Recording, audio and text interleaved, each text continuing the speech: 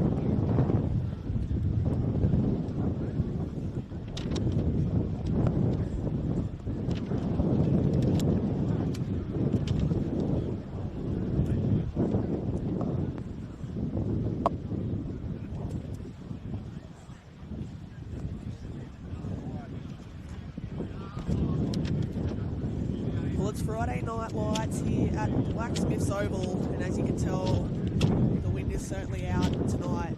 It's a clash between the Weston Bears. They make the trip to Blacksmith to take on Belmont Swansea. So I'm here tonight in commentary is Scott Pettit. Scott, it's a tricky night to be here on the Blacksmiths, but looking forward to a good game nonetheless. Yeah, absolutely, mate. It is definitely a tricky night. Very windy down these park, but it's an absolute pleasure to be here with you, Harry. And yeah, looking forward to a good game and two teams that have started the year off relatively well. We certainly have a lot of imports for these two sides. We know these two sides probably ones that recruited heavily in the transfer market, you could argue. Yeah, and look, I'm sort of mainly looking at tonight and looking forward to watching is that Marco Gulli. He's obviously started the season in red hot form for Bell Swans. He's a big imposing player, and yeah, looking forward to seeing him strut his stuff tonight. As both teams make their way onto the field, it's the NPL men's round 4 match of the round. Let's take you through the team list on a windy night here at Blacksmith, starting off with Mick Stafford's side. Number 1 in goals, Nathan Archbold. Number 2, Ian Matthews. Number 3, Quinton Phillips Tapsell. Number 4, Adam London. Number 5 is Joe Cable. Number 6 is Christopher Fayers. 7, the American Andrew. Number 8, the captain Reese Newton. 13, Barney Irvine Rundle. 15, Shu Gatto. And 16, Marco Gulli. On the subs tonight for Mick Stafford's side, Scott's brother, Dean Pettit, on the bench tonight. Number 11 is Ethan Hall. 12 is Marcus Wilshire. 14, Kai Craner. 17, Blair Fitzpatrick. And 19, Jet Hornery. They are coached by Mick Stafford, who I'm sure are in for a bit of entertainment from him tonight. But let's flip the script to the visitors. Damien Zane's taken charge at the helm. He's how he lines up his starting 11. In goals is Jared Roebuck. Number 2 is Brock Beveridge. Number 3, Marnie Iwasaka. 4 is Dom Archbold. 6, the captain Chris Hurley. Number 7, Connor Evans. Number 9, leading the line, Christopher Hatfield. 11, returning Blake Archbold. Number 12, Matt Butner. 17, Ryan Ensor. And 18, Carson Wood. On the bench for Damien Zane's side, number 5, Kyle McSeveney. Number 8, Dylan Burston. 14, Kayla Law. 15, Reece Simpson. 16, Nelson King. Number 20, George Stevens. As both coaches take their seat, Damien Zane takes his seat. Mick Stafford's on his feet as always. Scotty, where do you think the game's won and lost tonight? Well, it's interesting given I think we've got two teams with contrasting styles. Obviously you've got Weston that are on the front foot and always like to play that sort of high press and keep the ball, whereas obviously Bell Swans like to maybe absorb that little bit of pressure and get teams on the break. So yeah, it's a really intriguing contest. Whether it turns out like it's down here at Bell Swans tonight, it might be a bit different, but yeah, really looking forward to seeing who's coming out on top. We are underway tonight. Early on, lofted into the air. Ryan Ensor with the header. These two teams started off the season positively. Obviously a heavy defeat for Bell Swans last week. Ahead 3-0 before Maitland made a 4-3 comeback. Probably go down as one of the comebacks of the season. But knowing Mick Stafford, he'll have his plays fired up from now. It's Gooley, McGee. Early charge here from the host. Cable looks to beat his man. Hurley comes across. It's a battle. Cable goes to ground. Now for the Bears.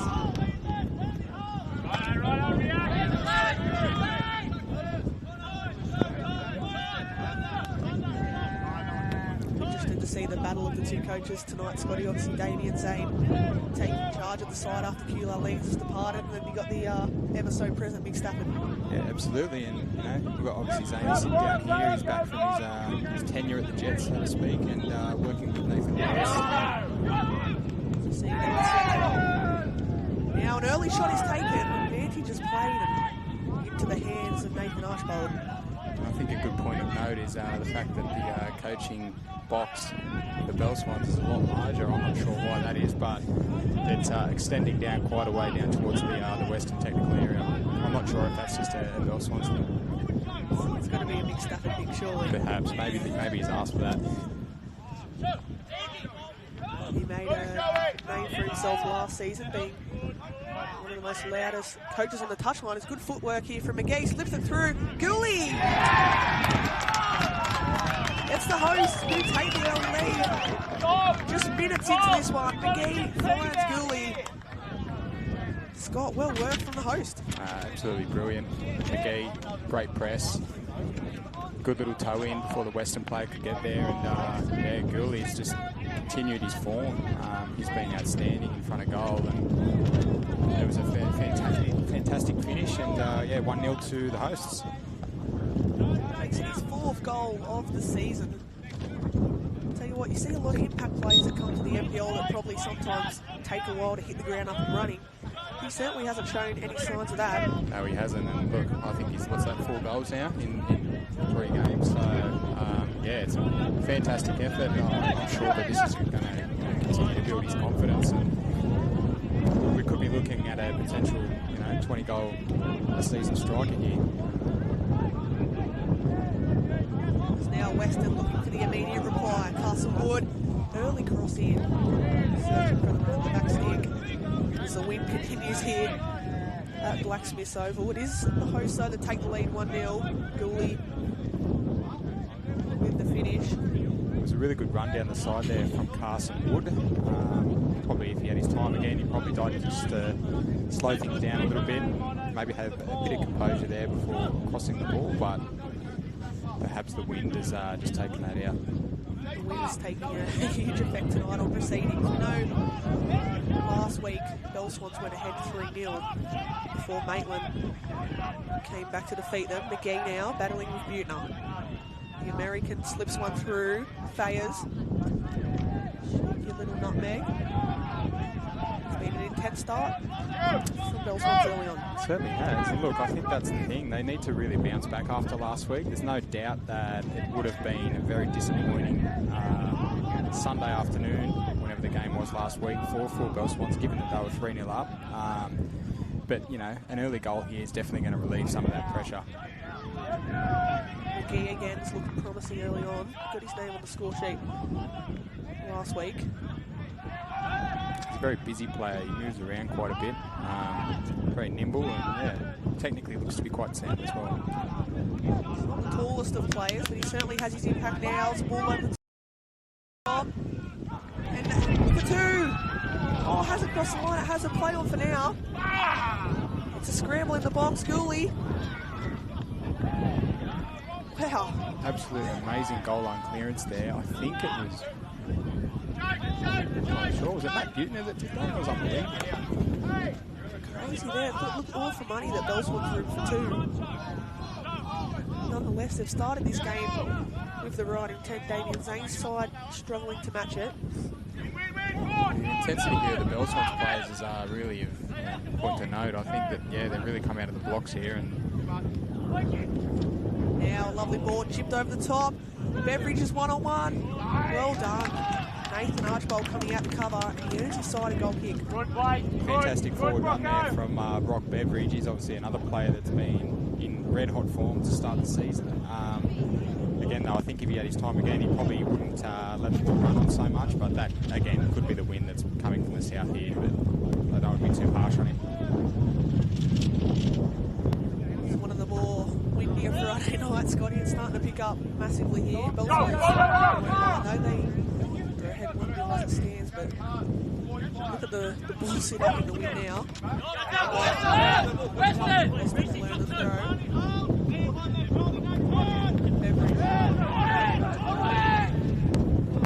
It's always a relatively windy place down here, I guess, but one of the beautiful spots of the Lake Macquarie coast here down at Bell Swans. It's a fantastic area. That's not me being biased living Cape Beach Coast. There's been some rain around in the last few days as well, but it seems like the pitch is holding up quite nicely. Yeah, to be honest, the pitch actually looks quite good. It looks quite short and looks to be running quite true, which is always a good thing, and gives these good technical players a better opportunity to actually show what they can do. Henson now battling with Gooley. McGee. He's got Gooley to his right, tries to find him, and Ensel's there.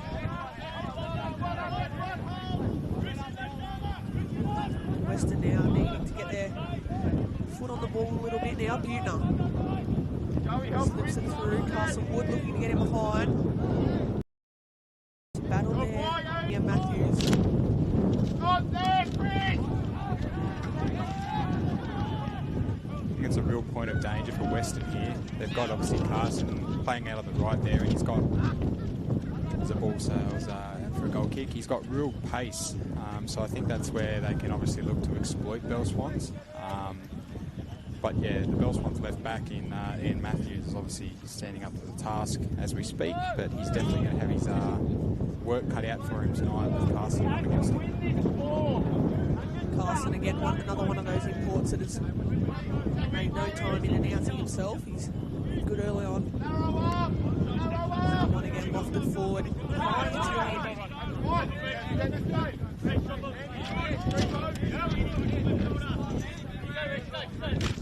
I just hope his scaffolding's been put together appropriately, because it's getting a little bit shaky, I think, to be honest.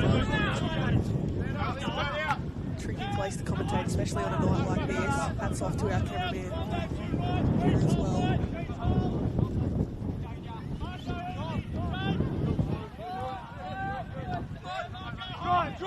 Drive! Ensor now, freshly arrived from Broadmeadow Magic, switches one out to Wood.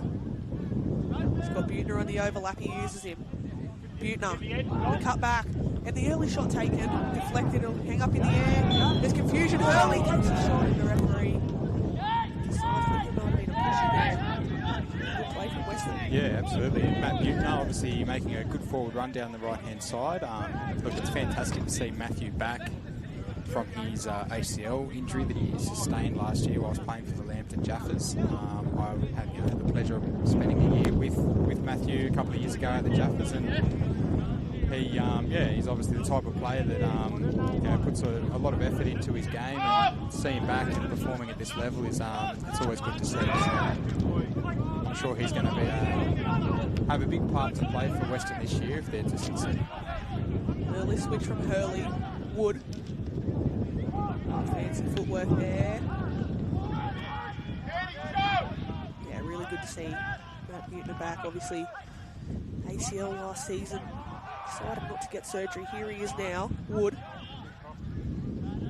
He's kept that one in. I think he has. We were talking before the game about that decision from Butner to go without the surgery, and it appears with the way he's moving that there is other options to rehabbing serious injuries like the ACL. So credit to him. He's obviously put a lot of work in the gym, and yeah, it's fantastic to see him back. It's a full-back who loves to get forward. Puts in a challenge there. Hurley to Wood. Archbold. Through the legs. Connor Evans switches one out right to Dom Archbold. I think this is probably the pattern of the game that we're probably going to start to see. Weston is starting to get their foot on the ball and start to assert a bit of dominance with their possession. So hopefully Bell Swans don't get caught dropping too deep. I think that will just enable Weston to really get on top. Bell Swans have taken their foot off the gas a little bit.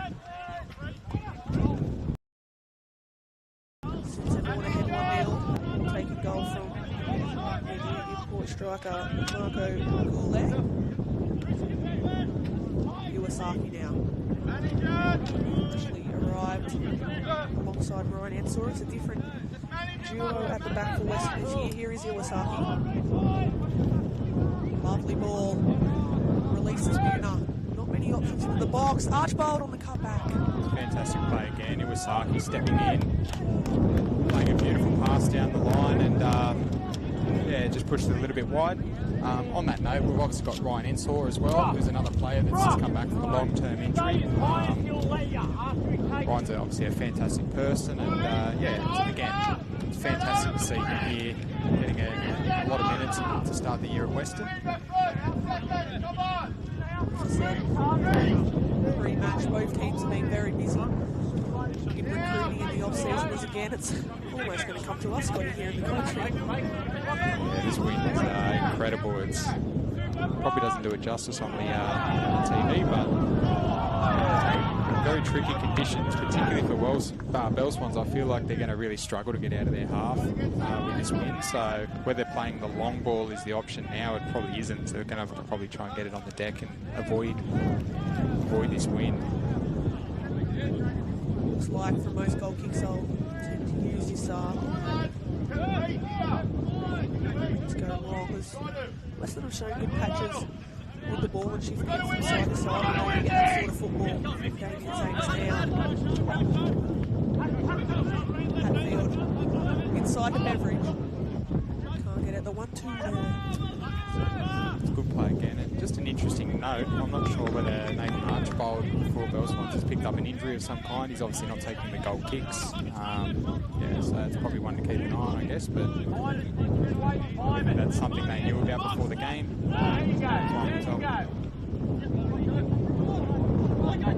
Evans now looks to release Castlewood down the right.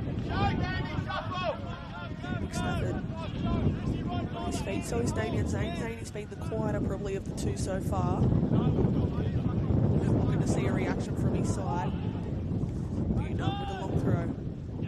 Beveridge. Archibald to Buettner. Get this early ball. It's a dangerous one. Still alive now. Tom Archibald. Connor Evans into the area. Lovely first touch from Evans. Just over the bar, but again, Scotty Weston ramping up the pressure here. They certainly are. Feels like it's just a matter of time.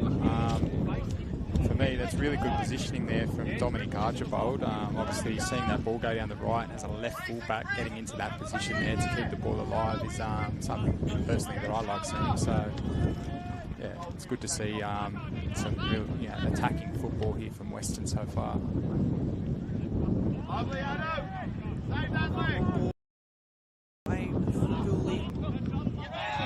Referee there gets some touch on that in Weston. Just before the halfway line.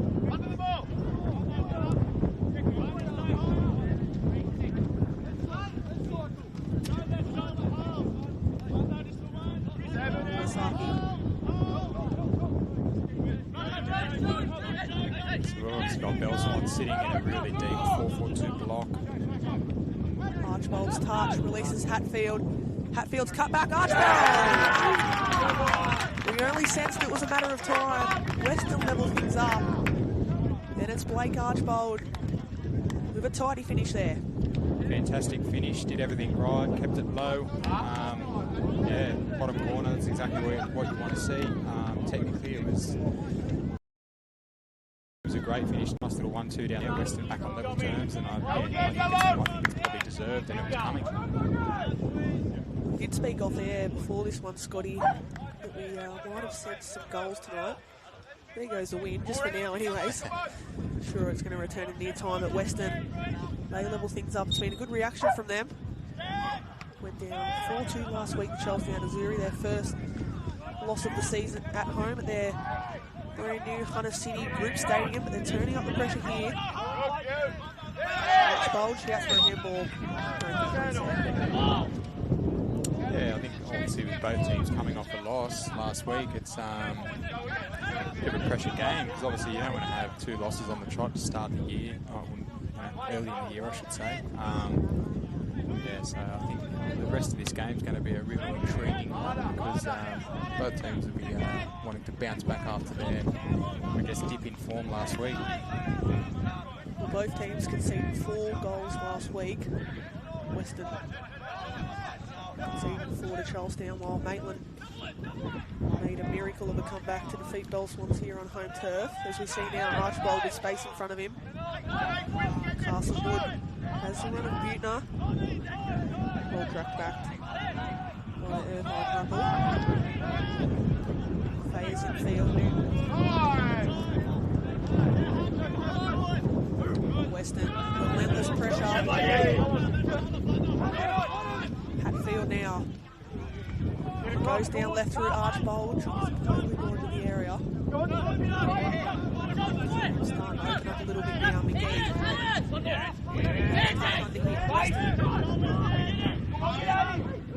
Get back forward. Archbold. I've been really impressed with Hatfield's movement. He's obviously dropping in a little bit and coming as almost a false nine. Gooley makes a forward run. Keeper's decided to come out and gives him a bump. Interesting to see what referee does. Jared Roebuck in goals tonight for the Bears. Gooley not happy with the decision. Nick Stafford, as he does, arguing the decision, but Weston, they're up the other end now through Butner. Hasn't got many options. Butner cuts it back. This game really starting to open up now. It is stretched. Field shot. Everyone will take a breath until get to end last 5 minutes. Yeah, that's, to be honest with you, it's not a collision that I was expecting to see with Gooley and Roebuck ended up, with Gooley ended up on the ground there. I was expecting it the other way around given the size of Gooley, but yeah, a little bit of a risky play coming. The decision went their way, which is, I guess, lucky for Weston. It was a good forward run, and yeah, that's the pattern of the game at the moment. Obviously, Bell Swans are just trying to get Weston on the break. And yeah, look, Gooley's pretty size. He's actually got a bit of pace about him as well, which is a dangerous combination. I was going to say, for a big man, he certainly turned on the afterburners there and didn't look too happy with that decision. Neither was Mick Stafford.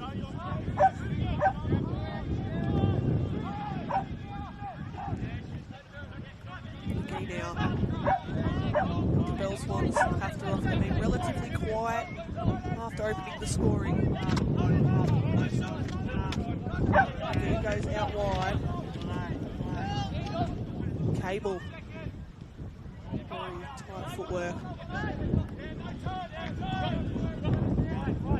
It's a good touch there from Brock Beveridge. It just relieves so much pressure when you get a bit deep and the ball comes into the 9 or someone in the attacking third and they're able to hold the ball up like that or bounce to someone in space. Archbold switch. Will it have too much to go out? Just will. Yeah, that's just the wind here. I think that was actually a relatively good ball, but obviously the wind coming from the south here has just pushed that way too far.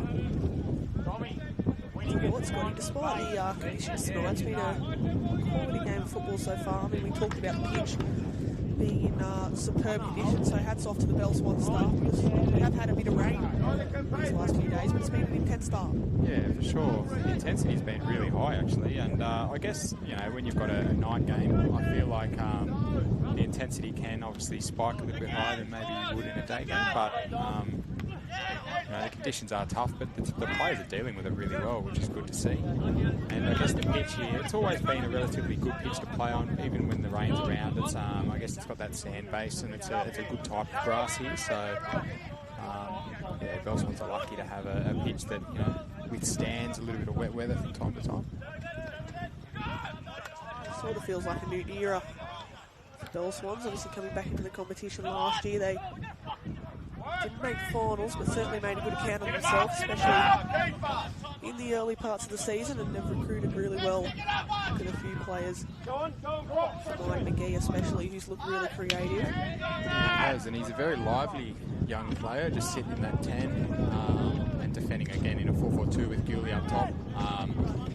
But yeah, look, to be honest, Bell Swans, they've obviously, they've stayed up, and that's, I guess, the biggest test when you come up from the bottom of the second division is actually staying up in that first season. Because you can obviously build on that. Or down the line now, searching for Hatfield. He wants a corner, he'll get it.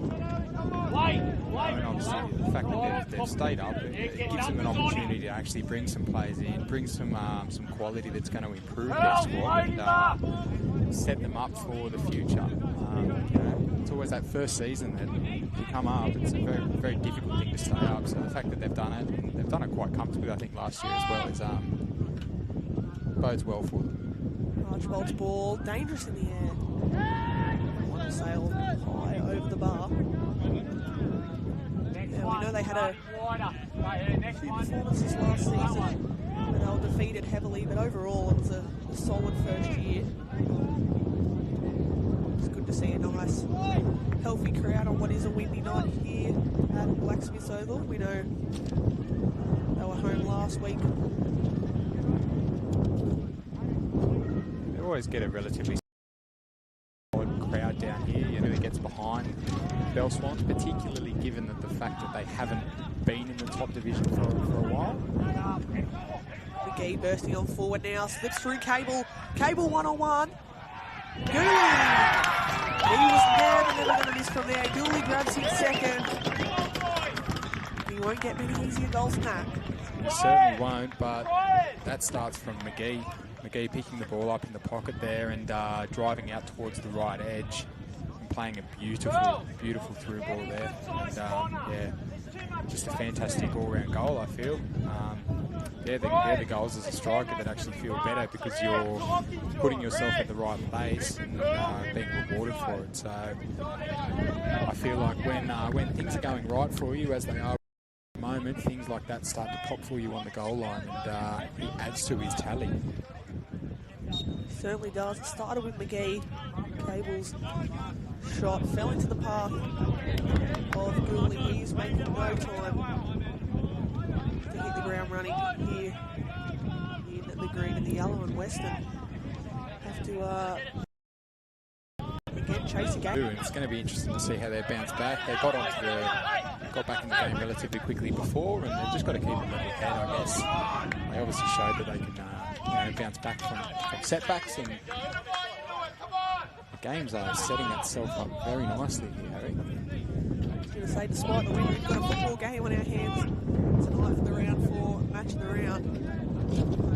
Let's take you through some of the other games this weekend in the men's competition. We've got Magic and Adamstown on right now at Magic Park. I'm pretty sure it'll be a bit less windier there at Magic Park. We've got Jackers and Charlestown tomorrow at 2 p.m.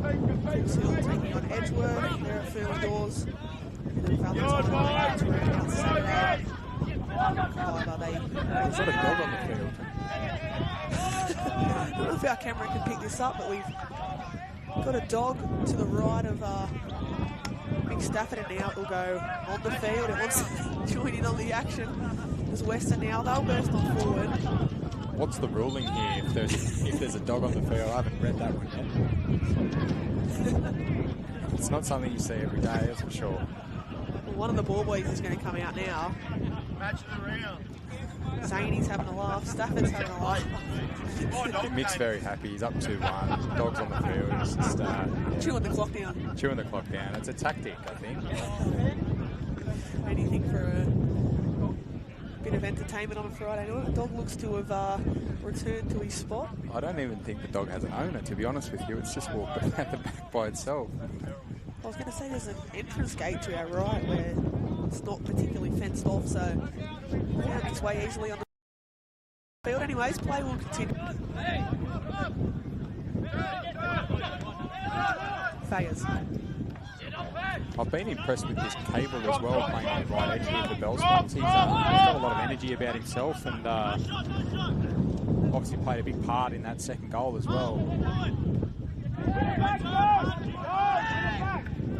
Here he is on the ball now. Fayers as well, pulling the strings in the middle of the park. Evans feeds it through. Hatfield out wide. Beveridge's early delivery. And tricky angle there, but Weston again. Feels like every time, or the one time they did go behind, they reacted really well, and they're certainly keeping the ball better now. Yeah, it's a tricky one. I feel like, again, the winds just sort of caused a little bit of havoc there for Weston. I feel like if it wasn't here, that probably would have sat on a plate for Hatfield. It was a relatively good ball and just got pushed away from him. And realistically, it could have been 2-2. Hats off to both teams there, handling the conditions quite well tonight. We've had an early goal to mark Gooley. Blake Archibald will be responsible for Gooley. Fired Bell Swans back in front, much to the delight of their home fans that have turned out tonight. Buna. Carson Wood plays it through the space down right here, but great interception by Ian Matthews. Yeah, I like the idea. He probably, if he had his time again, he probably could have just had a touch in the middle there and they had a 3-on-1 situation, but the pass didn't come off. That's okay.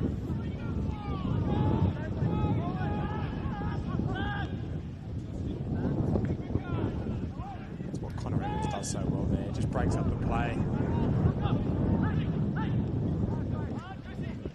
Well, Scotty, let this play just continue now. Gooley turns on the afterburners, does so well. Gooley, he's on a hat trick. He cuts it back, and Cable gets a little deflection there.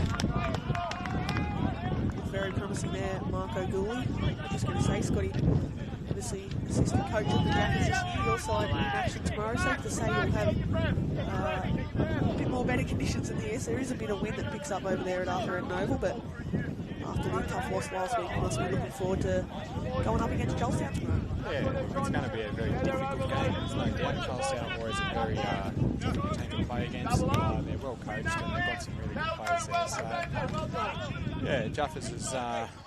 we've just got to bounce back. Obviously, it was a tough one last week. I think it was a game or two after almost, whereby obviously the first half we definitely weren't at our best. And Magic were at their lethal best, unfortunately for us. But the second half, I think we'll turn it around a little bit. I think if we can get a good win tomorrow, then it sets us up and it puts us back into a relatively solid position to start the season. Yeah, we know there's still so much up for grabs. How are you enjoying retirement anyways? I don't mind it. There are times when I do wish I could lace the boots up, but I'm enjoying my time on the golf course. And obviously I'm very fortunate, and this ball goes into the box. Buda now, the early step over, shout for penalty. The referee didn't take too long to make up his mind there. It was a lovely switch, I think, from Ensor initially. Buda wins the foul, and Weston have a chance to level from the spot. Scotty, we'll get back to your career in a sec. Yeah, that's right. It was a fantastic run again down the right edge for Butner.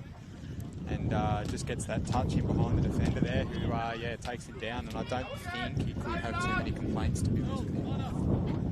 Yeah, hats off to Matt Butner making that overlapping run. Make sure, yeah. So it will be so it's Nathan Archbold up against Blake Archbold. It'll be Archbold for 2-2. Swats it. Weston once again hit back. Blake Archbold gets a double.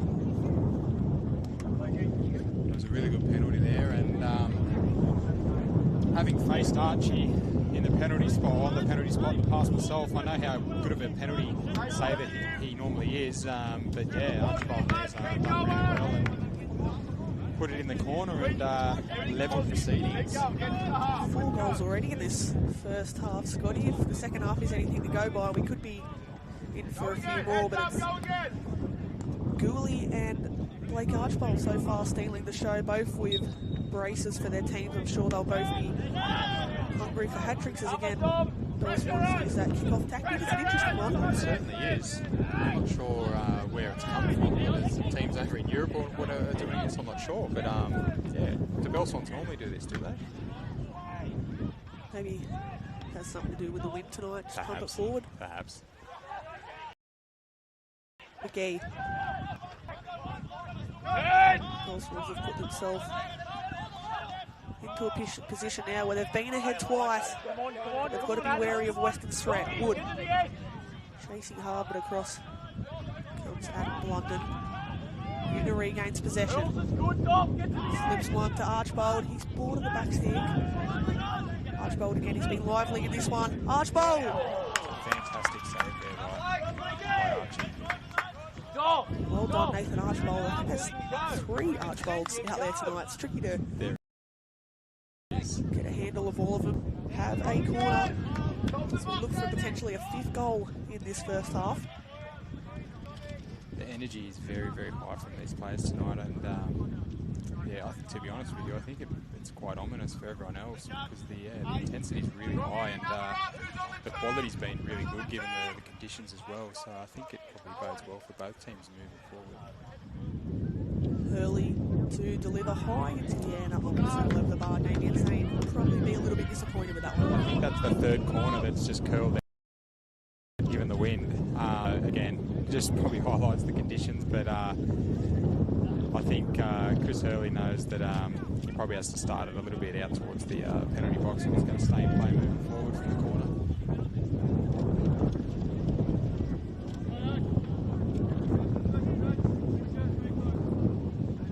This time it will be Archbold to take directly from the goal kick, high into the wind.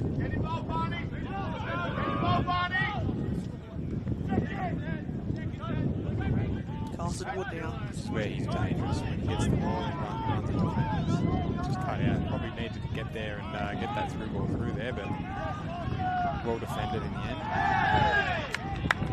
Great recovery work there. He wins his side a free kick. I guess that shows his determination when he lost the ball there. He could have easily left it in the hands of the defenders to get across. Well done.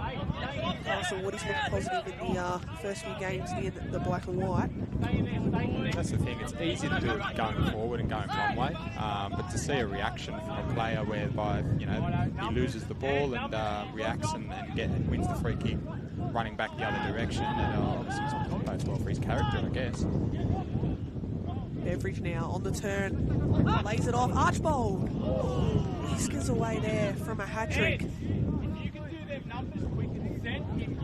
looks for it tonight, doesn't he, Archibald? He's going to do something with it.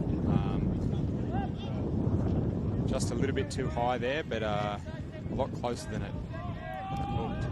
Playing in that more advanced role tonight, that 10 which we seen him play in patches last year, but like you mentioned, I think not just him, I think everyone tonight has shown a great level in 10, especially when the conditions are so cold. We know both teams came out on the field following reserve grade to finish their preparations, get a feel of the pitch for this game. Certainly played as high intensity as Shugoto.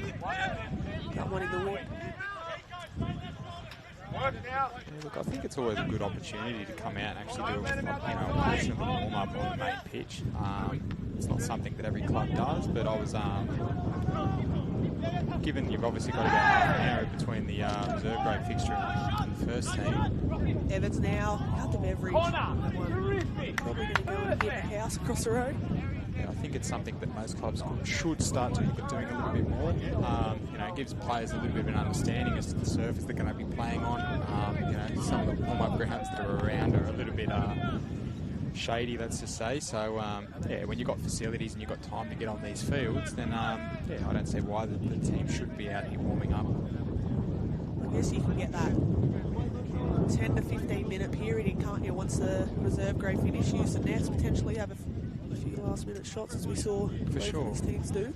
For sure, and it also, I feel, builds on the atmosphere of the game, you know, when you've got people showing up and the players are out warming up on the main field, you know, it builds the atmosphere around the ground, whereas in the dark corner, I guess it takes away from the spectacle a little bit.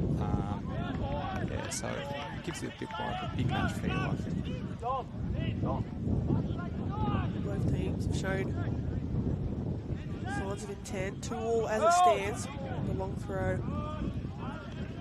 deflected by a Belmont's player, and we we'll have another corner here for the Bears, one that Damien Zane will be looking to get into the mix, into the area, especially with the wind the way it is tonight. We'll see if this one actually creates a bit of trouble for Belmont, or if the wind takes it out again. It's a better delivery from Hurley, finds it way to the back of the stick and a free header. I think it was Beveridge that got onto the end of that one potentially. Just had to direct that one goal down there, Scotty. It was a really good move, a really good movement from Brock Beveridge. Unfortunately, I think he just took his eyes off the ball a little bit. Yeah, so that was actually a relatively good chance, but can't finish them all.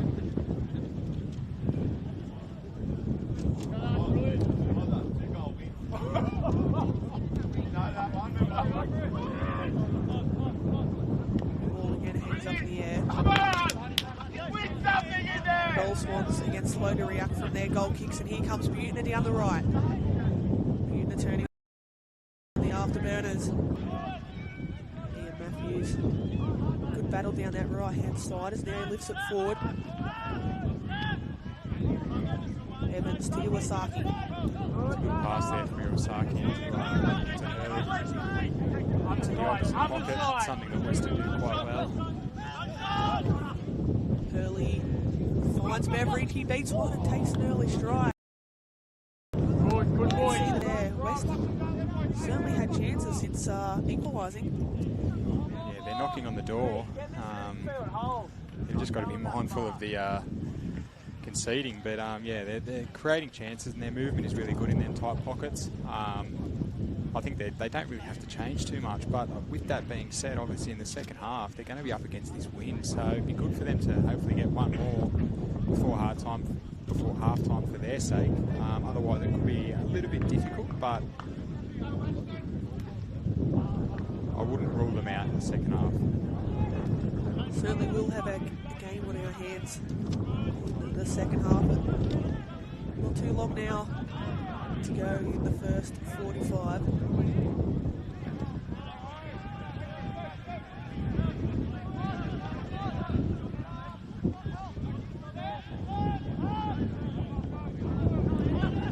Again now looks for the switch early to Cable.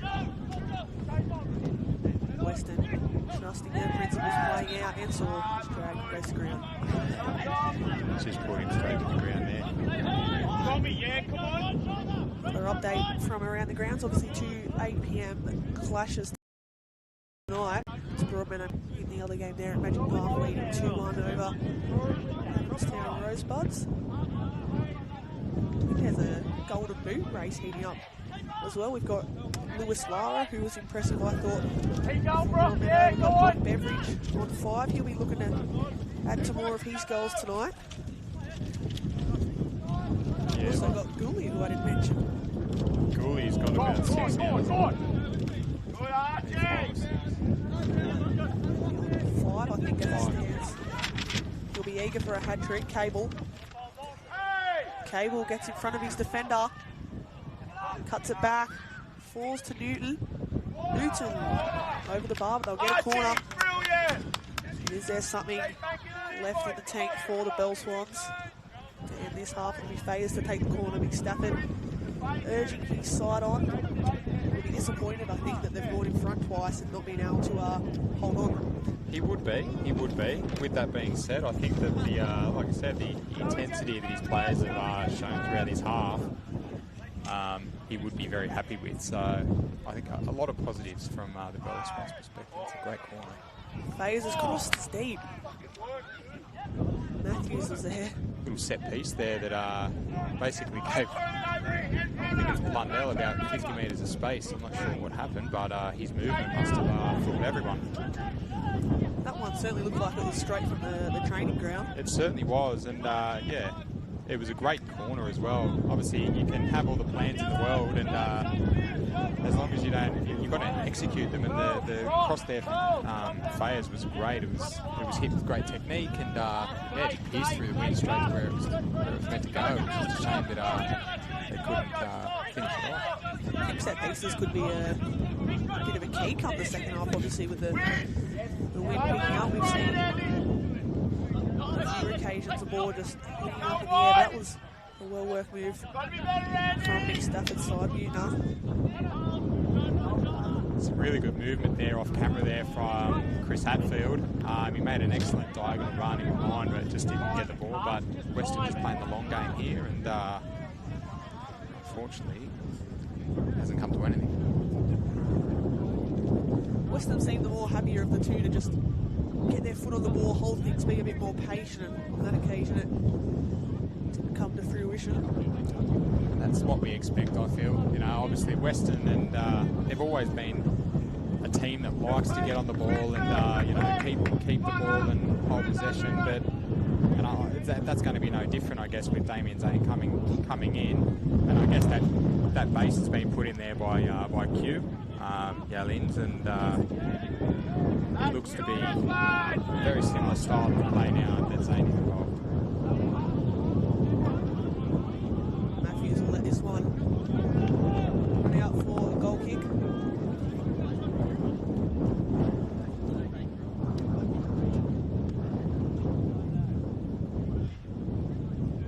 Second ball, Reece! Second ball! I don't care about the first!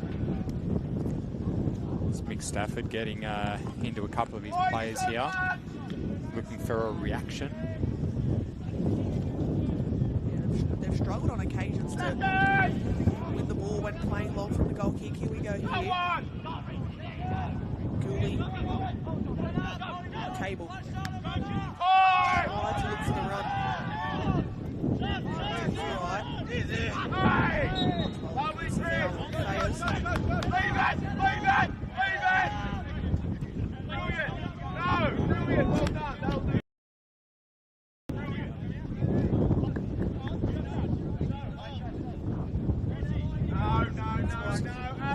Looks like Weston might send some bodies forward here. Yeah, it looks as though they're going to put one in the box, and I don't see why they shouldn't, given the conditions. Gooley, clever footwork in the area, still not cleared. Cable. Cable's cut back and saw with clearance.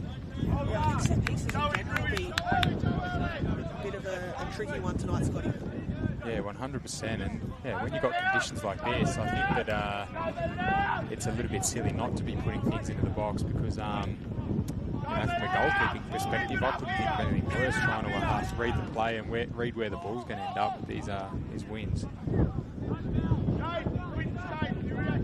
Sometimes we say that rain can interfere from a goalkeeper's perspective, but you're right, wind also can play a part.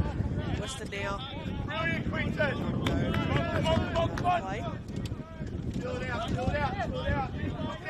Good finish to the half here from Swans. I think their last 5 minutes or so they've actually on top, which is good, and I think a little bit more energy has come from Mick Stafford on the side here, and that's you know, I guess moving through his team.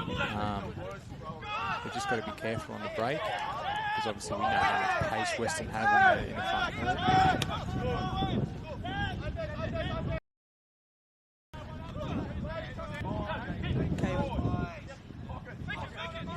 Impressive start this one. Cheeky there. Weston work. Out well. This is the situation you've got to be careful of. Yeah, I think that's a yellow card. For a drag, potentially stopping the counter-attack there. Yeah, I think he just pulled him back, and like I said, that Swans are obviously pushing a little bit higher up there, and that's where Weston were looking to get them, but yeah, I guess a smart professional foul just before half time, and I think he's not going to be too worried about that yellow card in the context of things there.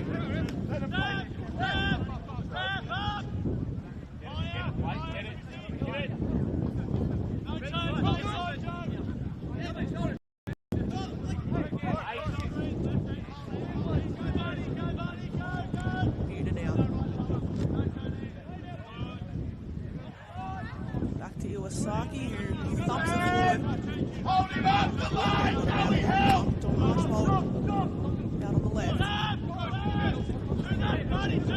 Just been informed that there'll be 2 minutes to go till half time, and Weston look like they're going to head into the break with the lead.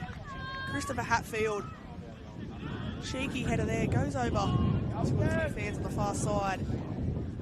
And Weston, they've had it tough this first half, and they're going to most likely find themselves ahead of the break. I think they certainly will. It was an absolutely fantastic crossing into the box there, which from Chris Hurley, I believe, right into the path of Hatfield, who has done magnificently to steer it to the back stick there and give Weston what appears to be a 3-2 lead going into half-time. Just as before that goal went in, we were informed of 2 minutes being added on, but Weston, hats off to them and Damien Zane's side. You know they've got goals in them. They scored 4 in round 1 against Newcastle Olympics. Capitalise on Weston straight away. What colour will the card be here? Just a yellow now. Foul from Shu Gotto. Good to see that Archibald looks to be okay.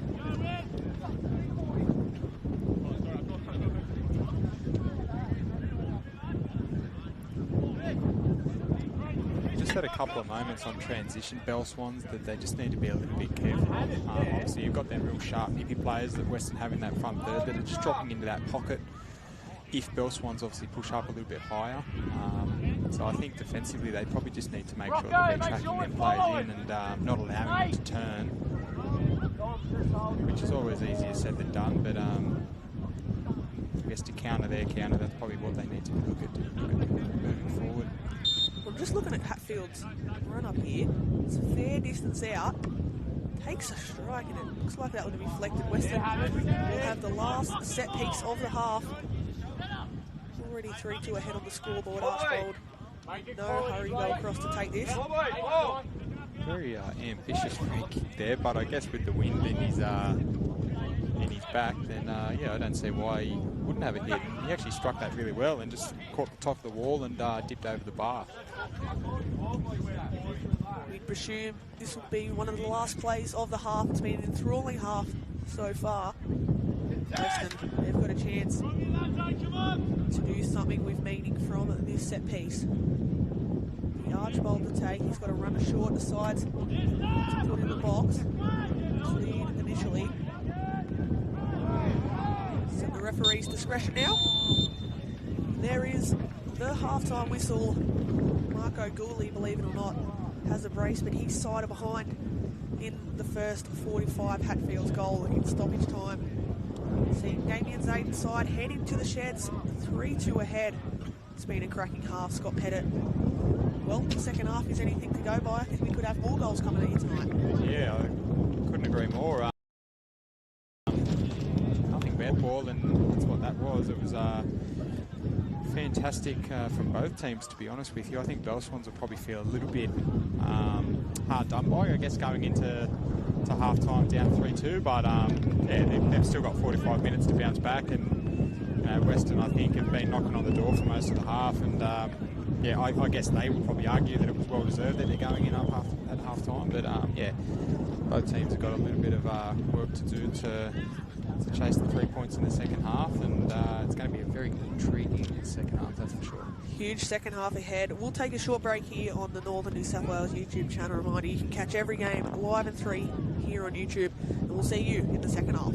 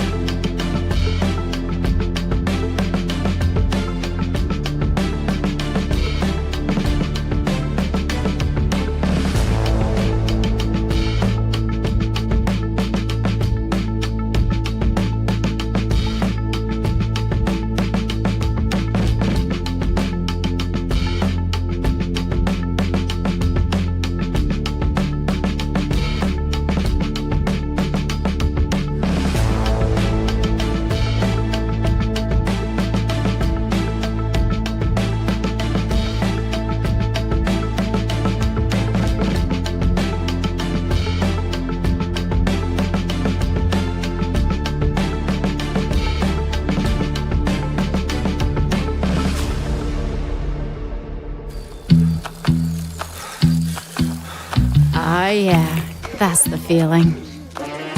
Progress. Momentum. Getting somewhere. That's what it feels like when you bank with Newcastle Permanent.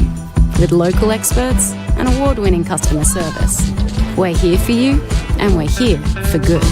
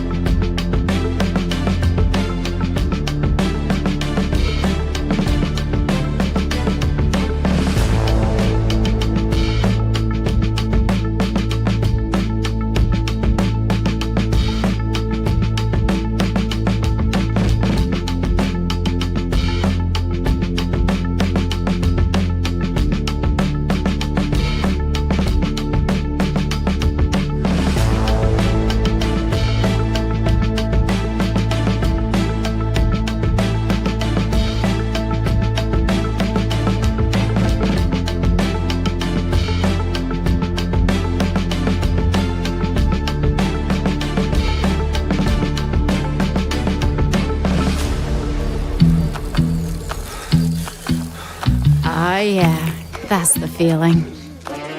Progress. Momentum. Getting somewhere. That's what it feels like when you bank with Newcastle Permanent. With local experts and award-winning customer service. We're here for you, and we're here for good.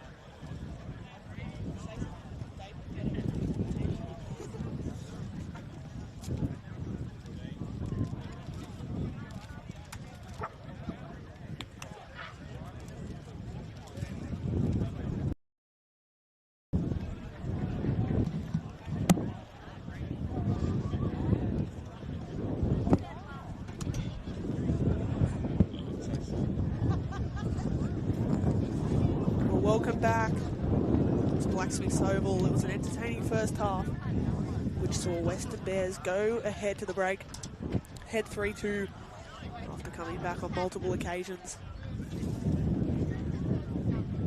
As both teams make their way back out to the field now. Before we get into the second half action, let's look at the games ahead this week. A reminder, you can catch every game live and free on the Northern New South Wales YouTube channel.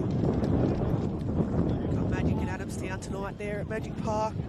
Tomorrow we have 3 fixtures. Jaffers take on Charlestown there at Arthur Etten Oval. Cooks Hill are home to Edgeworth. And then Valentine at home to Maitland before the only Sunday game sees Cohiba at Harold Knight Oval take on Newcastle Olympic. Huge weekend across the men's and women's competition. Scott Pettit, the first half to remember in terms of a neutral fan. Lots of goals in that first half. It certainly was a great half of football, and hopefully we're treated to something similar here in the second half. Both teams, I feel, dealt really well with the conditions that we've got here tonight at the Blacksmith's Oval. Obviously, Weston just scoring just before half-time, sending them in 3-2 up. They'll be very happy with that. And, yeah, I think the second half's going to be a bit intriguing, given Weston are going to be playing into the win now. We're underway. 5 goals in the first half. Is anything to go by? Possession.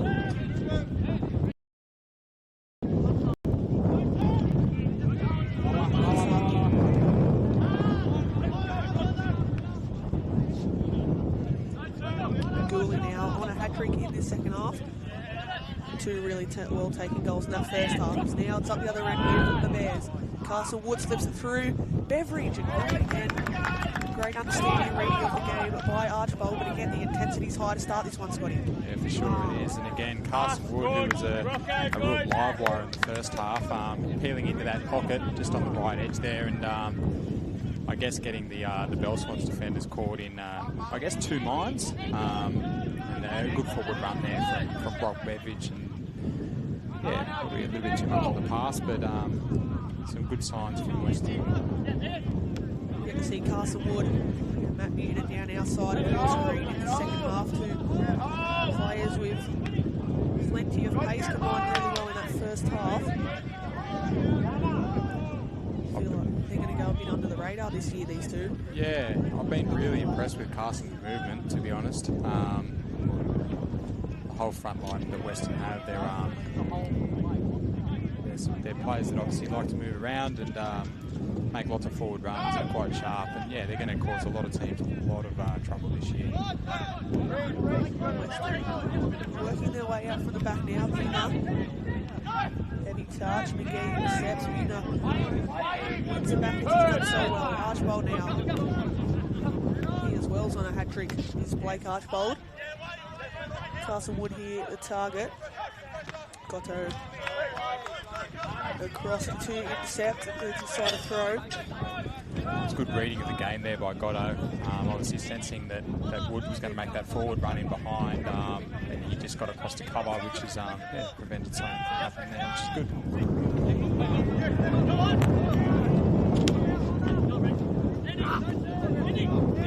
Again now. Good footwork. Really impressed with him now. Reese Pumps it forward. Archbold now.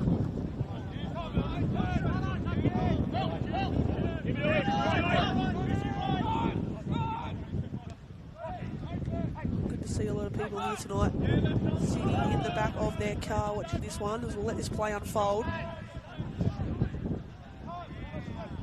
was going to say, Scotty, it's one of the only grounds that you're actually allowed to take your car into these days. And it's good to see a few people sitting in their boots with the blanket, because it is certainly a chilly one here tonight. It's got that real old school vibe, I guess, this oval. It's been around for a very long time, and yeah, it's good to see so many people coming out on a very cold, windy night here at Blacksmiths. I know the community are really getting behind Bell Swans since their return to the NPL, and yeah, it's long overdue that, you know, Bell Swans obviously deserve to be here, I feel. They've got a good catchment of players, and they're definitely doing well for their local community, and they should be proud of what they're doing as a club. Certainly an entertaining team to watch. They find themselves trailing early into the second half. Wood. Lovely play from the Bears. Again, the touch needed to be a bit more in front of Castlewood. It's now with Beveridge. Other side! Other side! Connor Evans now. Gives it back to Archibald. There's space out left, and that's where it goes. Weston. Always a threat when they go forward. Hatfield. Puts it through Beveridge, trying to get on the end of it. Now it's stumped up the other end. McGee looks to turn on the afterburners up against Ensor. It's always a risk when Weston commit a lot of bodies forward. Obviously, Bellsworth's playing with sort of that two up top, with McGee dropping deeper, but they've got some speed on the counter. They certainly do, and McGee is another player that I've been pretty impressed with tonight. He's got a lot of energy, and I think he demonstrated there. He's got a lot of toe about himself as well. But Ensor did really well at recovering, and just getting a toe in before McGee was one-on-one.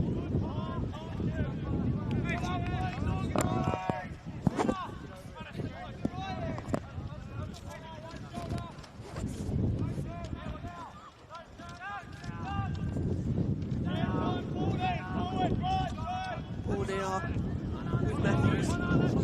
Now left to Irvine Rundle. Reaching in now, battling with Iwasaki.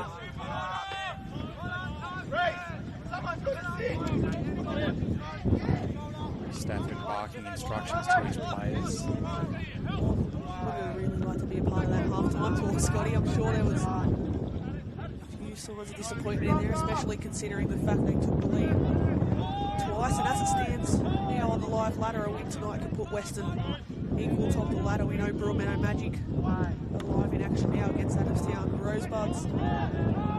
Certainly a lot on the line for each and every team this week. Thayers.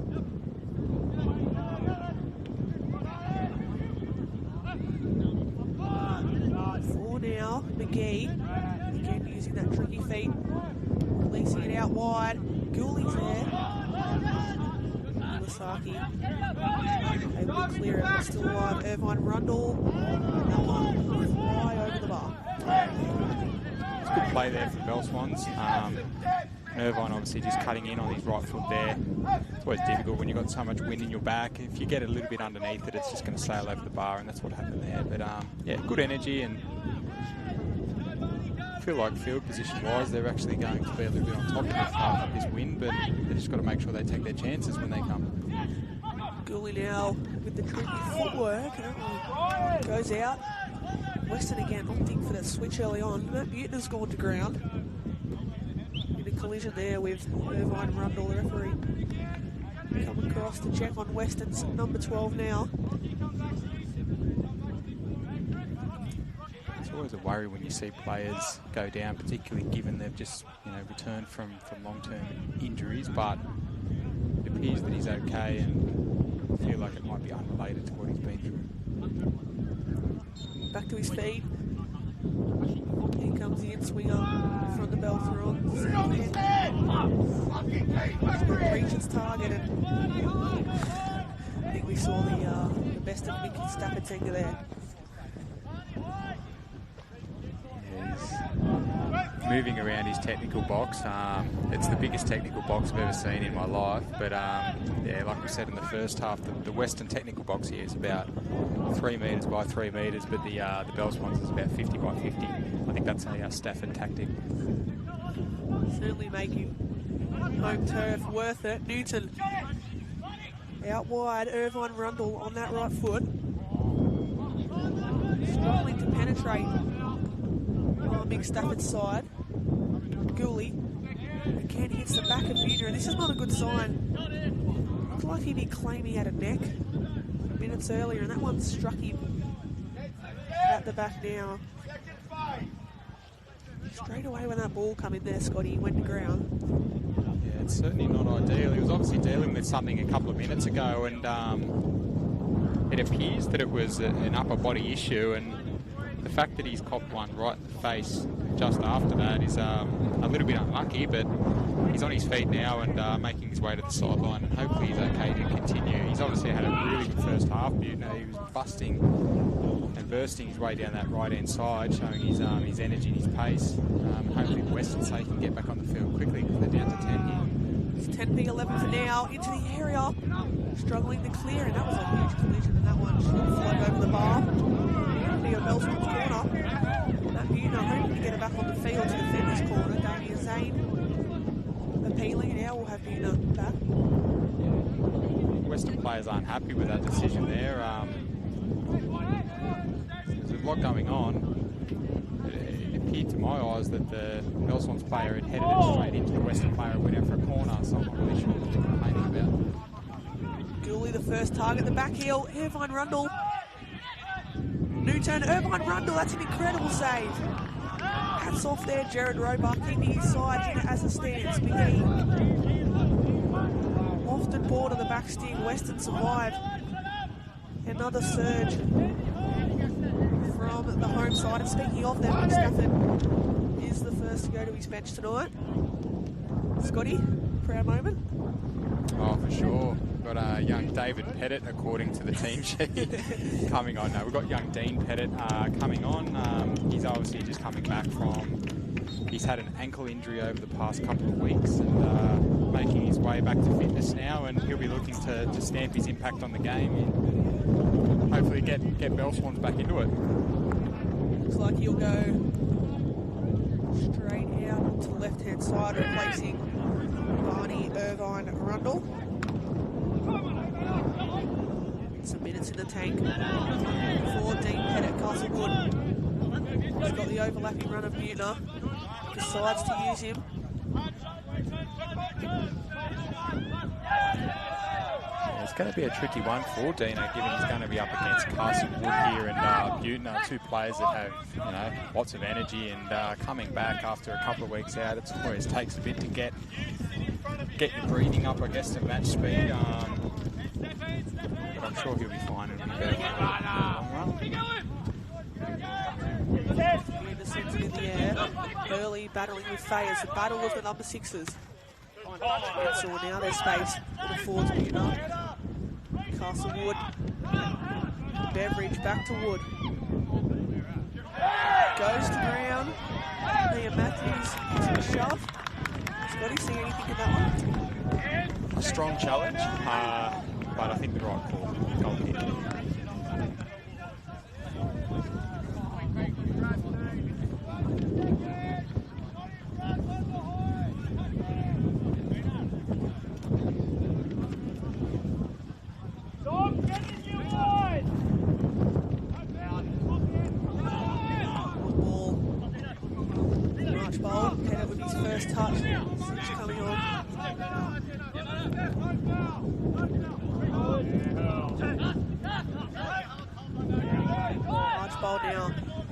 Acres of space towards Weston's number 11.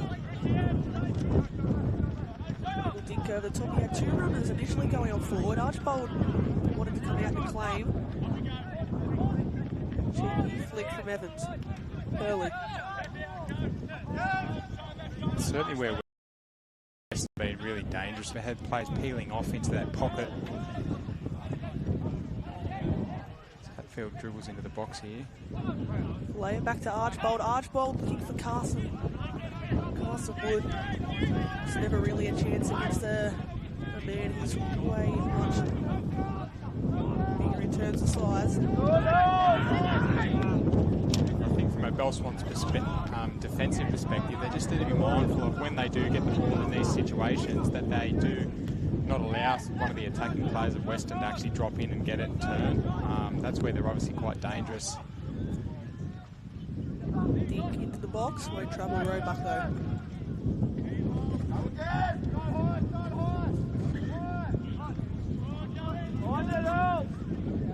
Weston now trying to play out from the back is Ensor. He's played out eventually, not after a strong press there from McGee. He's got to be a little bit careful there, Ensor. McGee's demonstrated throughout the game that he's got that high energy and he can really press with intent. Ensor went for a little bit of a lazy dribble there, but got out in the end. But a little bit risky. Trusting Damien Zane's philosophy. We know each one of these sides like to keep the ball, and they've played out well here. There's space down the right. Hatfield's ball across. Castlewood misses it, but it falls to Beveridge. Beveridge again. His cross finds no one in the air, and Belmont's able to clear. Scotty on the sign of how quickly Weston can break. Yeah, absolutely. They can go backwards quite quickly, but when they transition forward, that's when teams are going to really have to be on their toes this year, because their front third has just pure pace about it. It's going to cause a lot of troubles this year for a lot of teams, that's for sure. A lot of space now for Archbold, number 10, who's been impressive tonight. Butner bombs on forward. Cuts inside, does Matt Butner back on the right. Shot falls into the back of Ian Matthews. Evans being pressed by Gooley. Butner's delivery. Cleared momentarily. Belmont struggling to clear their lines. Much to the frustration of Mick Stafford as an early shot's taken. Needed a hand over the bar there from Archbold. Archie showing his youthfulness there, we'll say, by getting back and getting up and getting that ball over the bar. I think it was going to dip in late. Just with that wind, it was just holding it up, and but he's done absolutely magnificent to prevent that from going in and giving Weston a 4-2 lead. Certainly feel it'll be a mountain to climb. Belmont, shall they concede a fourth? Weston, they'll utilise the short corner here. Wood to Hurley.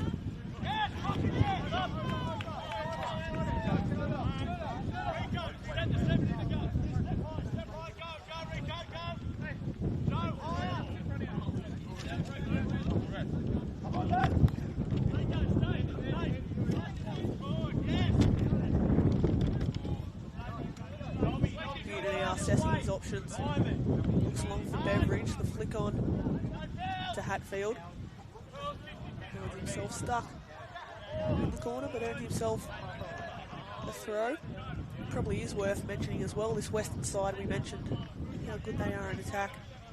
They've been dealt a massive blow with Cooper Buswell out for the season during his ACL in the last week or so, so that's frustrating for a young talent of him as now. Blake Archbold. Look, it's a real shame, obviously, seeing players go down with injuries like that. Personally, I wish Cooper all the best, and I'm sure he'll bounce back, and he'll be back in his Western team doing what he was doing so well next season. Certainly a very cool and composed player. What we missed in that Western midfield there for him strongly. Switch out wide. Cable now.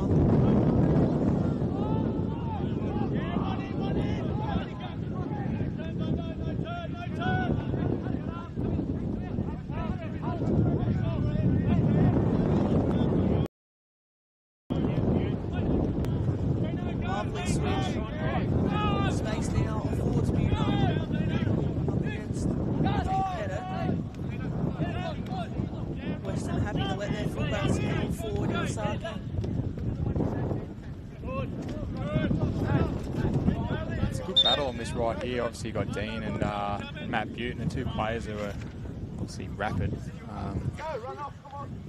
Obviously Butner likes to get forward, but I think that's a good opportunity for young Dean Pettit, who can obviously go forward himself quite quickly. So he needs to be on the lookout for opportunities whereby Butner has put forward, and if he can peel off into that pocket and start to counter back the Bell Swans, then I think that's going to be somewhere where they can actually get back in the game. Mick Stafford once again looks to his bench. We've just had a change there. Ethan Hall comes into the fray for the skipper, Reece Newton. And now it's with Weston.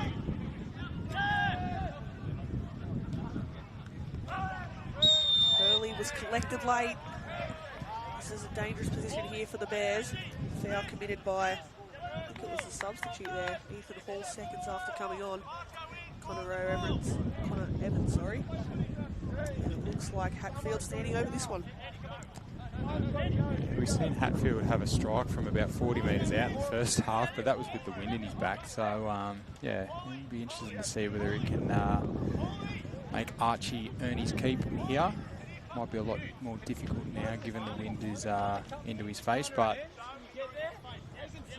looks like he's got his routine all checked out. Hatfield shot this time. Singles over the bar, always tricky from that ankle. Bell Swans look to hurry things up.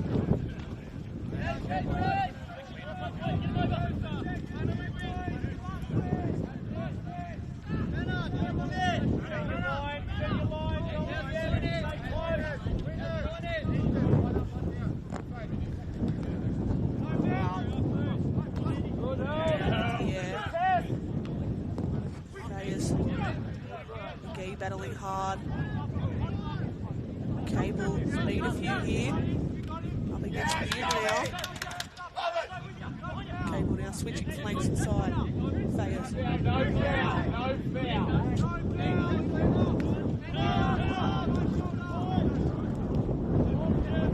I think Bell Swans need to start utilising the presence of Marco Gulli a little bit more. Obviously, he started the game red hot, scoring 2 goals in the first 10 or so minutes.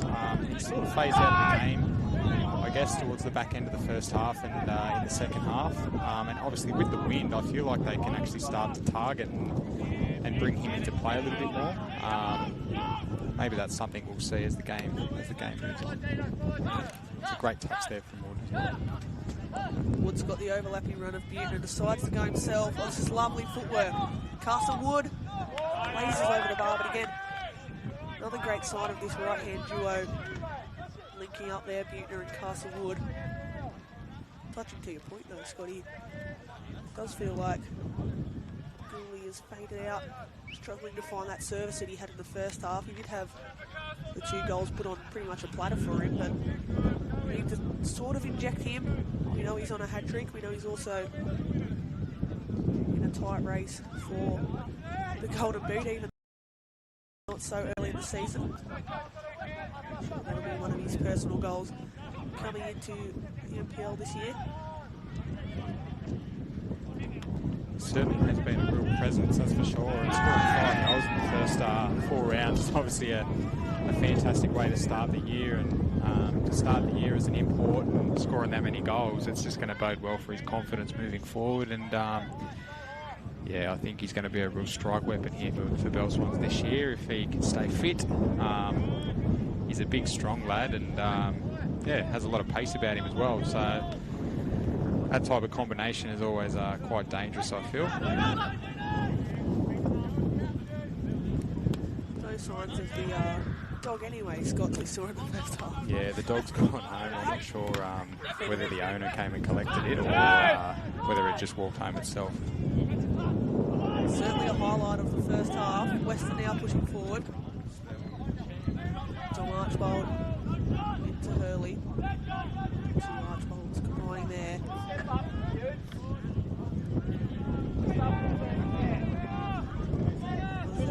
Action-packed first half if you're just joining us.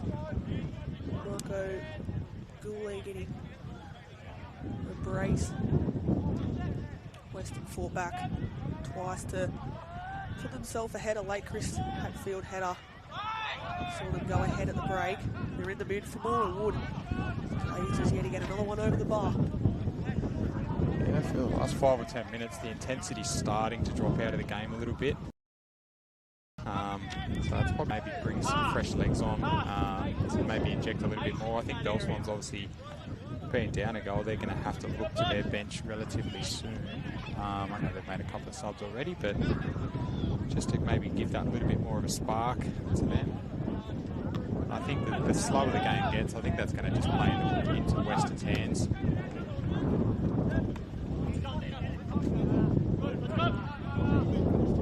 Big Stafford.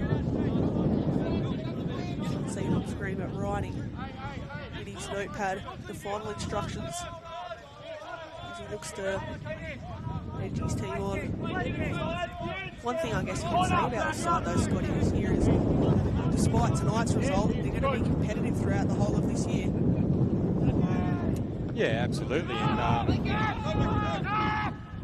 Fayez has a strike. Fayez now with an early strike. Wow.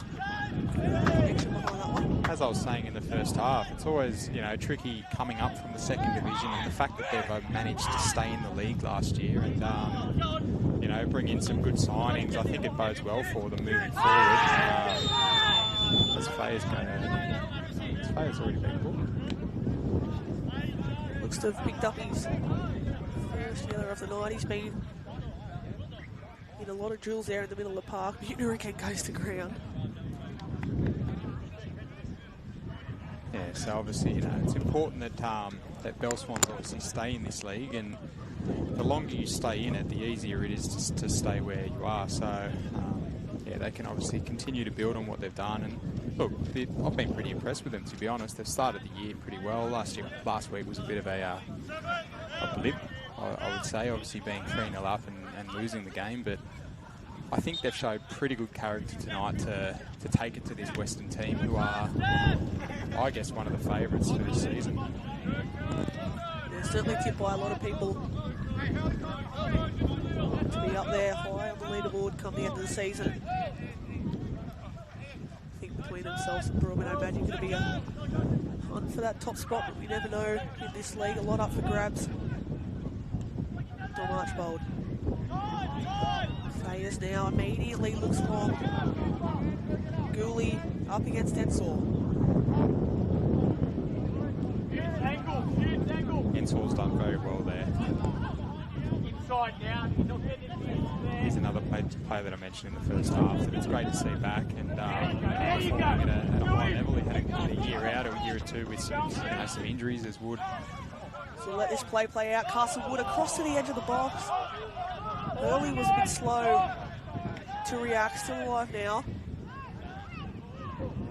Hurley's left-footed ball to the front stick. Two Western plays going for it there. And Bell Swans somehow see out another attack. It's a fantastic counter-attack and just out of the reach there of Chris Hurley. But going back to Ryan Ensor, I think that's where that starts. Obviously some really good defending there and turns Bell Swans around, and they were quite spread out, and that's when obviously Weston were able to counter as Beveridge played in behind, 1-on-1. Oh, and inches away. It looked from our angle and it hit the back of the net. I feel this game is starting to die down in terms of energy. A long ball again over the top. Weston with a massive chance goes blowing there. Yeah, he'll be disappointed with that one. I think he had a little bit more time than he thought. Probably could have just ran around it and rolled it into the right corner with his right foot, but chose to go with his left foot and just skewed it wide. Danger signs for Bell Swans. Trying to get a bit more on the front foot. It's been a game of momentum swings, that's for sure.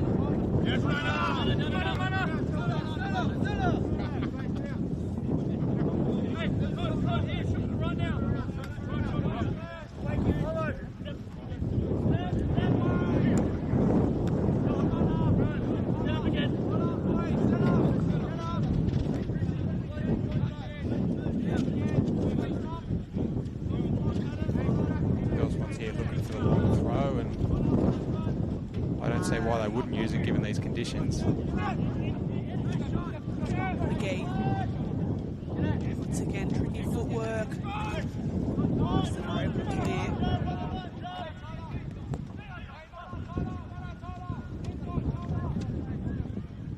You got two! It's been a good reaction from both sides tonight in terms of their results last week, both picking up losses. Bell Swans aren't done yet though. The pattern of the game here has definitely changed with one going up for a corner. There's a scrap in the right hand side of the field, but it will be deep headed across to take the corner. Mentioned Scotty how dangerous set pieces can be. You look to be targeting the likes of Adam Blonder. Sorry. A few other tall timber bodies in there. Gooley most notably on a hat-trick. Dean Pettit floats it in. The flick on. Looked to come off a Belmont head last. The referee's indicated yet another corner. Yeah, it's a great ball in there from Dean Pettit. I think when you've got conditions like this, it's probably the best technique to go for, trying to hit a low piercing corner into the box rather than floating one in. I think we've seen 3 or 4 times in the first half the ball go out for a goal kick from the corner. So let's see if you can have another good delivery here. Belmont's fighting for a way back into this one. Pettit's delivery, surprise Roebuck. And up in the air.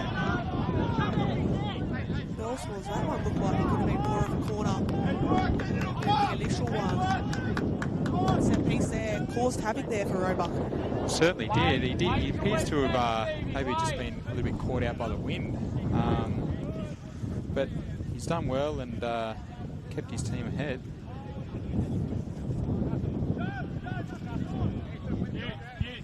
The pattern of the game's definitely changed. I feel Belmont's field territory-wise is starting to get on top a little bit, but I don't think Weston are too worried about that, given the pace they've shown on the counter-attack. And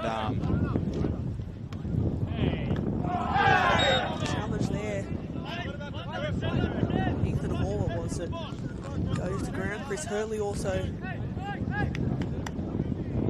feeling that collision.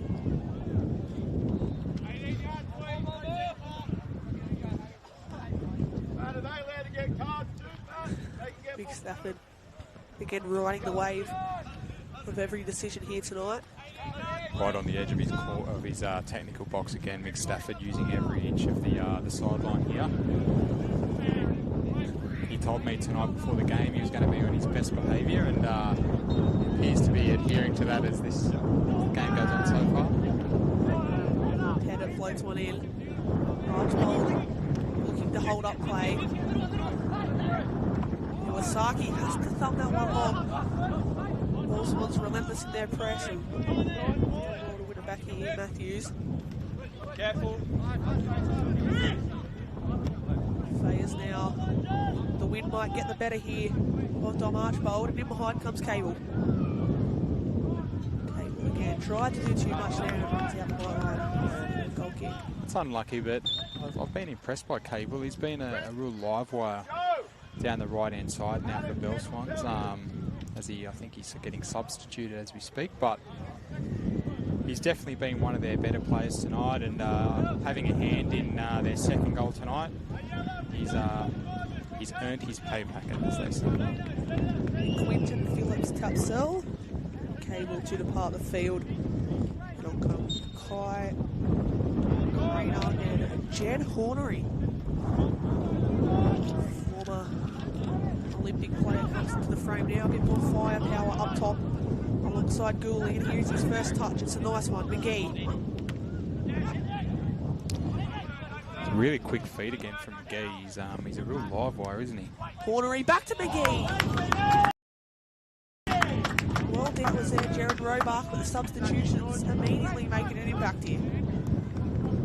Again, absolutely fantastic save by Roebuck. McGee, sharp feet in and around the box and getting a low shot away, and Roebuck getting down to his right and just parrying it away for a corner. But Belmont's building pressure here. Substitutions seem to have made an impact. Pettit yet again to take into a similar area, and almost an own goal off the head there of Chris Hurley. Yet another set piece, and they've been dangerous so far. Mick Stafford urging one of his players to get ahead on it.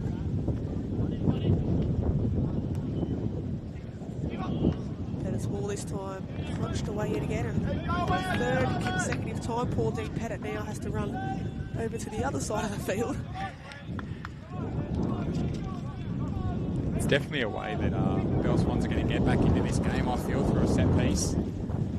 They've definitely had a lot better of the second half with field possession, so they've just got to make one of these count. Pettit now, this time opting for the floating corner. Ends up in the wind. It's a scramble outside the box. McGee. Really good strength there. It looks like Davey Damien Zane just preparing his first change of the night. Looks like one of the Western players as well on the ground.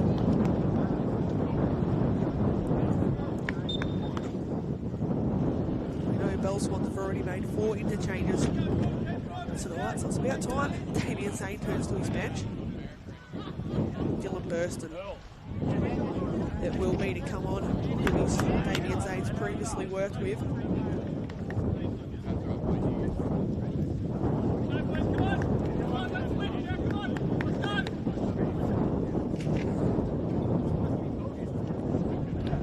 It's Archibald down, and he seems to be okay, but I'm not really sure what happened. Something in back play potentially, but a brace tonight for Blake Archibald. He's been impressive, obviously. Picked up an equaliser for 1-1 and then another equaliser from the spot. Was impressive tonight in that number 10 role. Certainly was. He's played a great game tonight, getting a double, and he'll be very happy with his performance, and he's definitely settled into Weston's starting 11 this year, which is good to see. And so no hat-trick for Blake Archibald tonight. Mark Gooley still out there. Certainly got the potential of bagging a potential equaliser or winner for the Bell Swans. Dylan Burston looks like he'll slot straight into the centre of midfield, add some fresh legs. As Bell Swans trying to throw everything forward. Castlewood now. Hurley showed great experience how to shield that one out. He's a real key cog to this Weston's team. Chris Hurley has obviously been around the club for a number of years now, and in that central midfield portion of the field, he's just that stalwart, I guess, that just keeps things ticking over and uses his brain to help the team. Iwasaki, he's been strong tonight. The newly arrived centre-back, McGee, rides another challenge. He's looked promising tonight, McGee, but that final product lucky, you can see. He's a bit frustrated by that one. It's a tricky one, obviously, when you got that wind. He did so well to beat 2 or 3 players. But, you know, you get into that spot where you're just on the edge of the box. You need to have that little bit of composure and quality to find someone. But he's definitely been a player that I've been very impressed with tonight. So I think he's got a big future in this league at least. Handy player for the big Stafford side. Definitely keep an eye on him. There's not much size of him either, and considering the fact that he's looked very classy at moments tonight.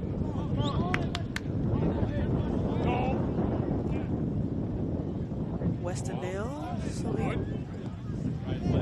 information being passed on to the bench.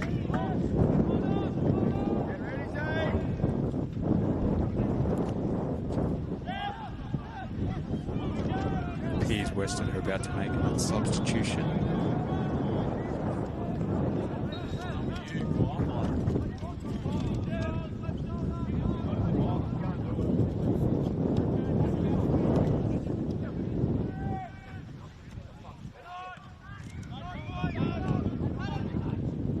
Lovely hold-up play. And now the overlapping run of Buettner. Turns on the afterburner.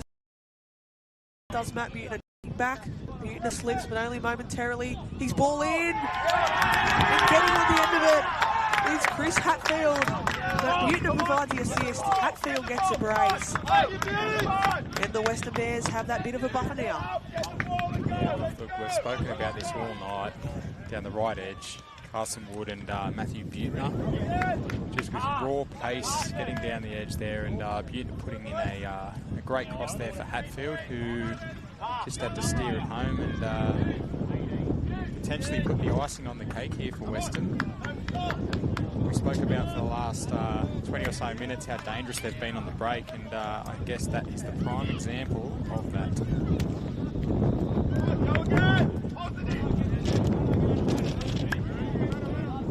Kayla Moore and Kyle McSeaveny to come on for Weston. Dom Archbold and Carson Wood coming off. But again, there, Scotty, you don't see a lot of fullbacks get on forward at times, and obviously that has a lot to do with the coach's structure, but that goal again come through the overlapping run of their winner. Absolutely, and that's something that is it's definitely a strength of his ability to get up the field at pace, and it's just, it's good to see players bounce back from injuries, and he's obviously had a tough 12 months, and he's obviously put the work in, and here he is back on a good stage again, and performing really well for his team.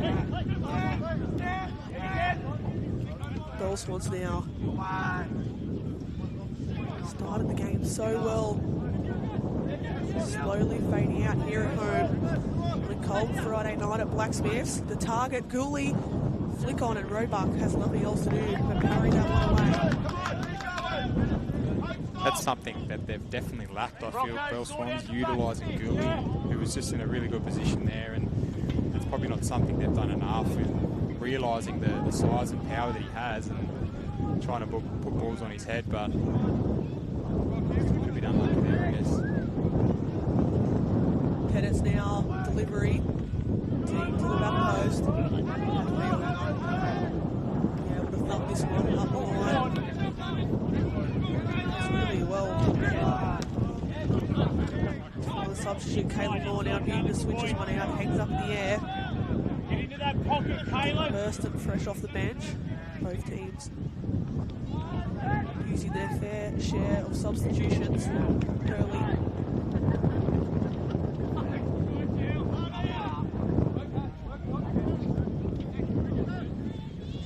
They're in a battle with McGee. Falling out of Hornery. Good ball. Crane a switch out wide. That one just ran out of play. Scotty, if you're Big Stafford right now, what would you be thinking? To be honest with you, I think we need to utilise Big Gooley a little bit more. We obviously worked quite well in the first half, and like we've spoken about, he sort of phased out of the game a little bit.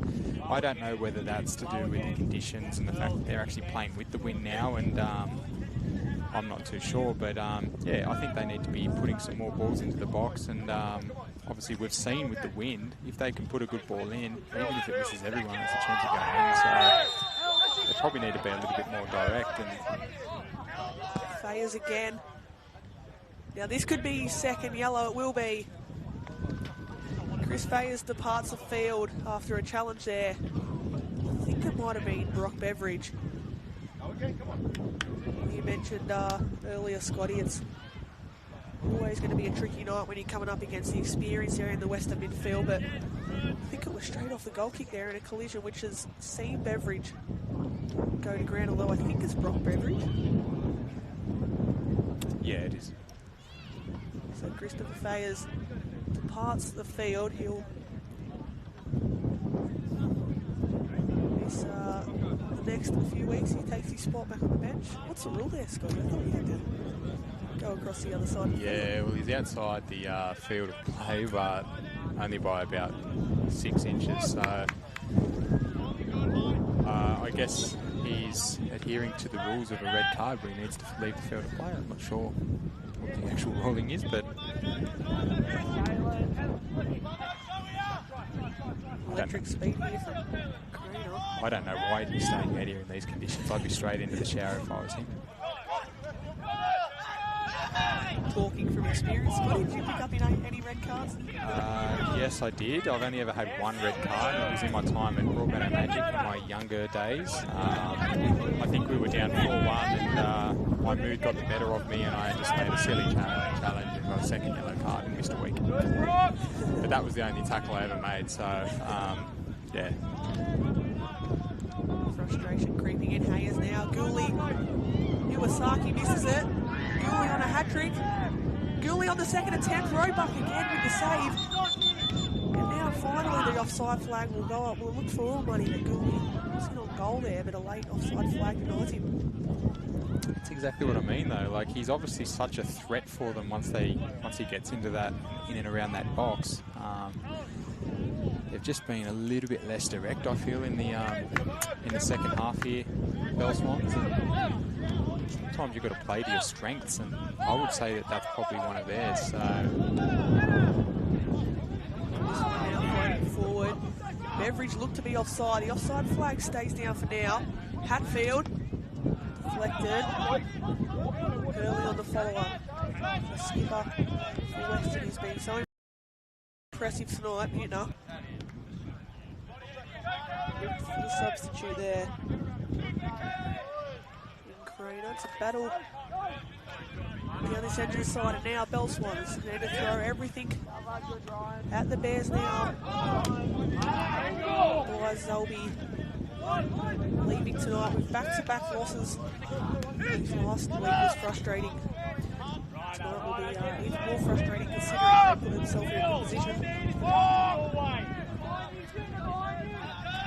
yeah, I think Stafford will be a little bit disappointed with how the game has panned out. Obviously, they started so well, going 1-0 up after 2 or 3 minutes. Numbers forward here for the Bears. Craner has got options to his left. Decides to go himself. Shows a good bit of speed. Coming across is Adam London. Well defended. They probably didn't make the most of that 3-on-2 there, but had a runner on the outside that he probably could have rolled in, but it's okay. Taking on a player and trying to get a shot away yourself isn't always the worst thing in the world. It's now or never for Big Stafford side. 4 minutes indicated here. 4 minutes to go for the Bell Swans to pull out the miracle.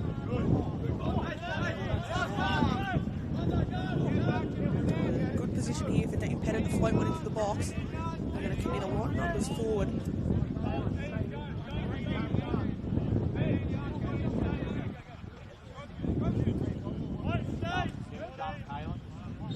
Pettit now to reduce the deficit for Bell Swans. They want to salvage something from this game. They'll need something now. They've got a corner. Poor Dean Pettit again. Done a lot of running since he's come on the field. Go over to take this one. They might have to start looking at a second corner taker because I think Dean's got about 4 or 5 kilometres just from running from one side to the other to take different set pieces. He's been impressive off the dead ball. This one again floats high. Butner now. There's options pouring forward for the Bears. Beveridge in the hold-up play. Options left and right. They'll decide to go right. It's Butner. Tees one up. Hurley. So clinical there on the break. Hurley really wanted to get his name on the score sheet. But you can see there as Beveridge had the ball, he had about 4 or 5 runners busting their gut with 2 minutes to go. Yeah, it's a good sign for Weston. The energy they showed there. They have 5 players busting from the penalty box here and putting themselves in a position to score. It's just a shame that they didn't, but that comes down to Archibald obviously standing tall there and keeping his side in the game ever so slightly. That would have capped off what's been some positive signs tonight from the Bears. I'm surprised they're going to chuck this one into the mix. Not many numbers, understandably so, forward. Butner now will receive it. Back out wide. Delivered.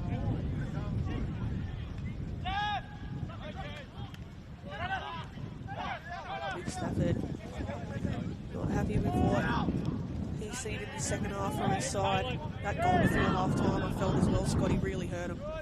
Yeah, it certainly did. There's nothing worse than conceding a goal on the buzzer of half-time, especially given you've had the lead twice in the first half. But it's a good learning curve for Bell Swans tonight. And look, they're playing against one of the better teams in the league.